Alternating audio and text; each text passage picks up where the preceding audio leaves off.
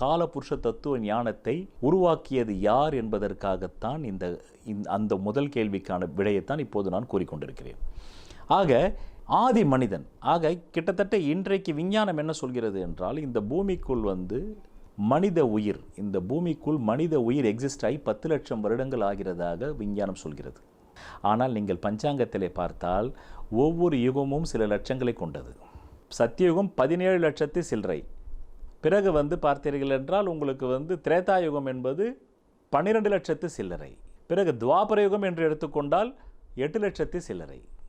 பிறகு இன்றைய கலியுகம் என்று எடுத்துக்கொண்டாலே 4,32,000 வருடங்கள். அப்படி என்றால் இந்த மொத்தத்தையும் கூட்டினாலே 38 லட்சம் வருகிறது.